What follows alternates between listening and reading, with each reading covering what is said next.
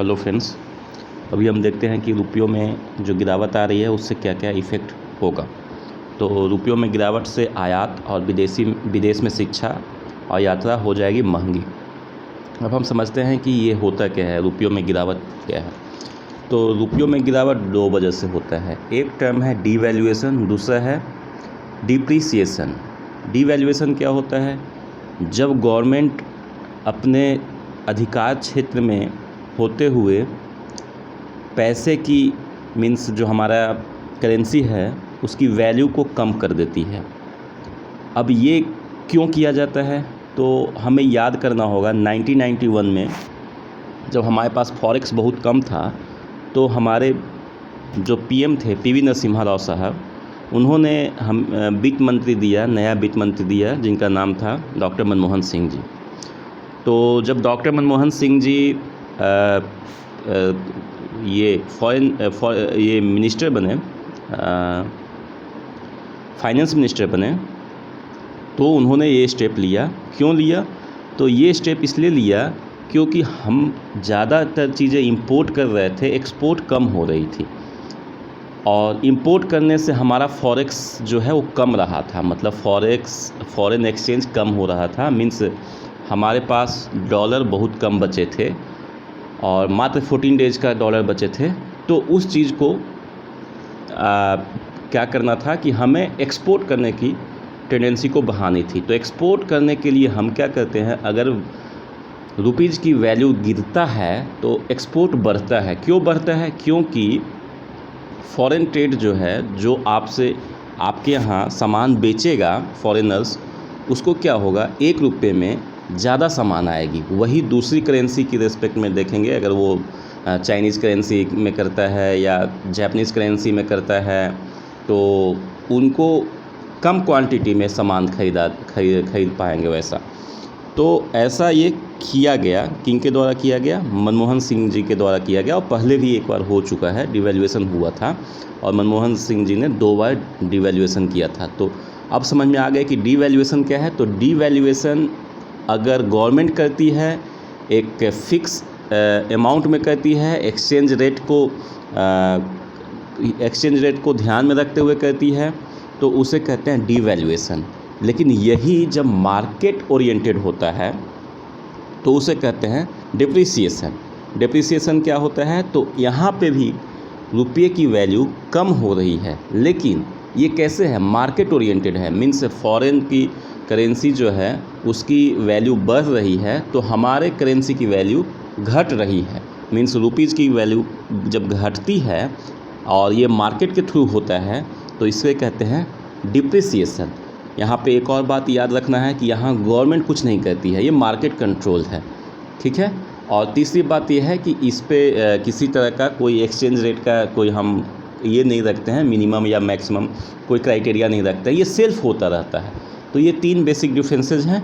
अब आपको समझ में आएगा कि अभी मार्केट में हो क्या रहा है। तो मार्केट में ये हो रहा है कि रुपये की वैल्यू अपने आप डिक्रीज़ हो रही है, मार्केट की वजह से डिक्रीज़ हो रही है value. So since it is market oriented, it will be called as depreciation. Government ऐसा नहीं कर रही है तो डिवैल्यूएशन नहीं हो रहा है, बल्कि डिप्रिसिएशन हो रहा है। तो डिप्रिसिएशन जब हो रहा है तो उससे हमें क्या फ़ायदा और क्या नुकसान हो सकता है, इसी का एक न्यूज़पेपर आर्टिकल है, उसे मैं आपको बताता हूँ, ठीक है। तो देखते क्या हैं, देख रहे हैं हम ये कि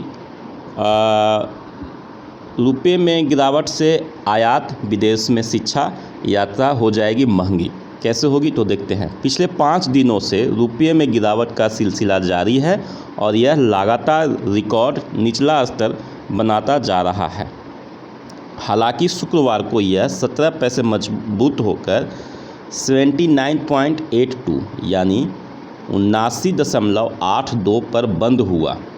अमेरिकी डॉलर के मुकाबले भारतीय रुपये की कीमत 80 रुपये के एकदम करीब पहुंचने से कच्चे तेल से लेकर इलेक्ट्रॉनिक्स उत्पादों का आयात, विदेशी शिक्षा, विदेशी यात्रा महंगी होने के साथ ही महंगाई की स्थिति और ख़राब होने की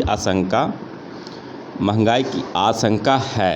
रुपये की कीमत में गिरावट का प्राथमिक और तत्कालिक प्रभाव आयातकों पर पड़ता है, जिन्हें सामान समान मात्रा के लिए अधिक कीमत का भुगतान करना पड़ता है। ये बात समझ में आ रही है। मीन्स जो इम्पोर्टर होते हैं उन्हें इंडियन करेंसी ज़्यादा देना होता है। अगर मैं मान लिया जाए कि अभी कीमत 80 रुपये है, $1 की $80 है, ठीक है, $1 की कीमत 80 रुपये है और कल हो के 82 रुपीज़ होता है, तो इंडियन को 80 पे करना पड़ेगा। और वही चीज़ें आज हम अगर व्यापार करते हैं तो 80 रुपया पे करना पड़ेगा। यानी हम जब चीज़ों को इंपोर्ट करते हैं तो पेमेंट हमें ज़्यादा करनी पड़ेगी।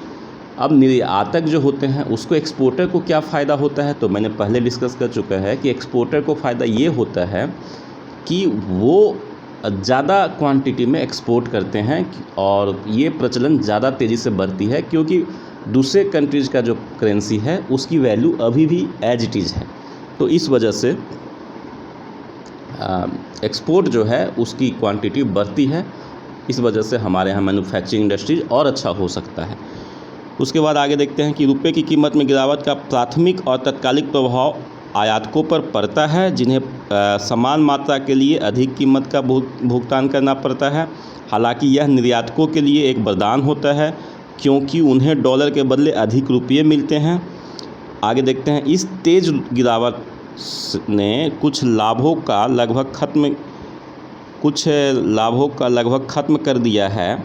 रुपये गुरुवार को अमेरिकी डॉलर के मुकाबले 79.99 रुपये के सार्वकालिक निचले स्तर पर बंद हुआ था। मीन्स 79.99 जो अब तक का सबसे लोएस्ट स्तर है उस पर बंद हुआ था।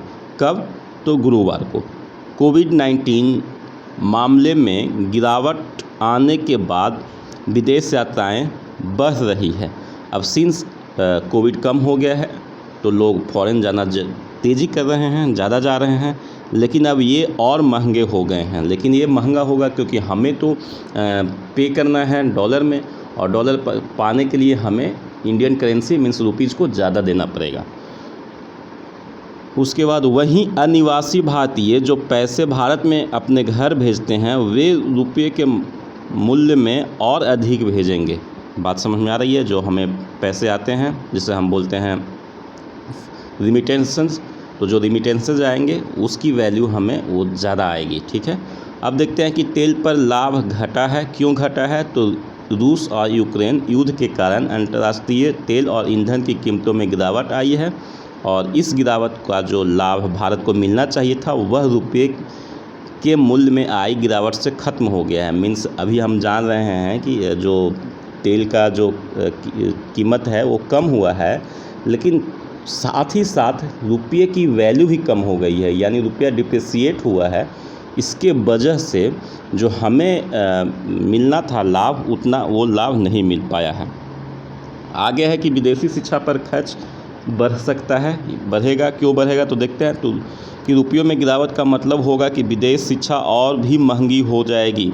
न केवल विदेशी संस्थानों द्वारा शुल्क के रूप में वसूले जाने वाले प्रत्येक डॉलर के लिए अधिक रुपये खर्च करने की ज़रूरत पड़ेगी, बल्कि रिजर्व बैंक द्वारा ब्याज दरों में वृद्धि के बाद शिक्षा ऋण भी महंगा हो गया है। तो ये थी आज का हमारा इम्पॉर्टेंट टॉपिक इकोनॉमिक्स का। अब हम देखेंगे अगले सेशन में। Thank you.